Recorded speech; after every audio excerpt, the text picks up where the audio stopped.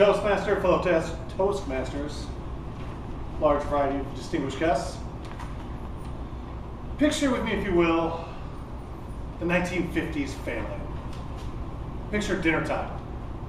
There's dad at one end of the table, mom's wearing an apron with her little bob, and the kids are all sitting there, little Susie and Bobby, and mom's coming in with her dish and setting it on the table, and it's a big casserole, and everybody's passing it around, and there's a good conversation, everybody's happy. It seems to me like an idyllic way to spend time with the family, eat a meal. Now picture the way we eat dinner now, or people eat now. There's grab and go food everywhere. Literally meant to grab and go eat on the go. Food is consumed, almost 20% of meals now are consumed in the car, from a drive-through. Think about that. Where's the camaraderie or around the table or the attention? Food is packaged so we can eat it on the go. It comes in little bags and little wrappers so we can eat, and people can eat it anywhere you want. You can eat standing up. There's no need for tables or anything like that. Well, today I'm going to try and convince you all to join me in slowing down our life, not eating on the couch, not eating in the car, and eating at the table, bringing it back old school. The reason I think about this, I recently came across an article. It was about a study done in the Netherlands. It was published in the Journal of Psychological Science. And they did a study. They set everybody down, and they gave everybody the first group, they gave them one number to remember. One number. And then they would give them drinks to taste that were sweet. And they would come back to them and ask them how sweet the drink was.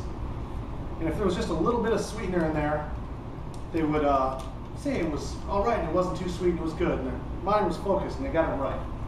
However, if they asked them to remember 5 numbers, so 5, 8, 2, 3, 1, if their mind was taken off of the meal and wasn't focused, they couldn't judge how sweet their drinks were.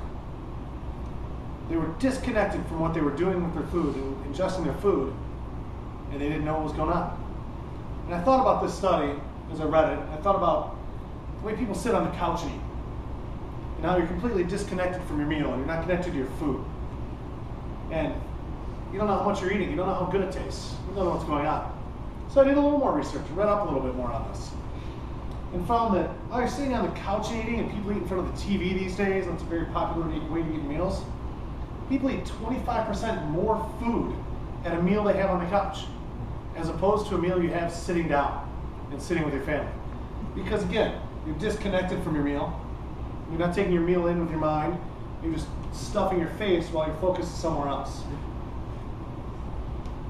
And then I did some more research and found out this really has, eating together as a family and sitting at the table and focusing on your food, has a lot of benefits for the family, especially for children. Teenagers that eat meals in a family setting are less likely to be depressed. They're a lot less likely to do drugs. They're going to have higher esteem, and they're actually going to have a better sense of family worth and a better feeling in their family, as opposed to eating these meals on the go, or eating meals on the couch, or grab and go eating, or eating in the car, or whatever. Family time meal is a very good thing for teenagers.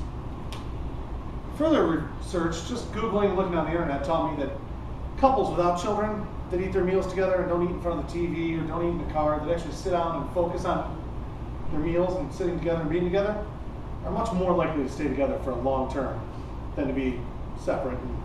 Or they're more likely to separate if they don't share their meals together. So I know some of you might be thinking, well, of course it seems like a really good idea to sit down and eat our meals together, but that's a pain in my butt, or I don't have the time, or something to that effect. Well, I've got you a couple ideas that might help you be able to do that without too much effort. You can change your routine in little ways. For example, if you are to snack on the couch and you're not going to break away from that, you can get snacks that are more difficult to eat. You get pistachios that you have to break apart each one, or peanuts, or something that takes a little effort, get your mind focused on the food and not taken away from it. Or you can set aside 1 or 2 nights a week that are strictly for meals together. So you don't have to jump into a whole different lifestyle where everything's different, eat every meal at the table, but maybe 1 or 2 nights a week you can start with that. Or if you don't have the time to prepare these meals, there's all kinds of ways now where you can buy meals that are prepared that you just have to cook. They've got all the portions cut up, and you got your vegetables and you got your meat. You just have to throw it all in the oven and cook it for 10 minutes instead of standing there and chopping vegetables for an hour to do it. You can also separate the family time and have the whole family get in on the preparation. Have the kids chop up the vegetables, mix the salad, and Dad can put the meat on the grill and prepare the meal that way.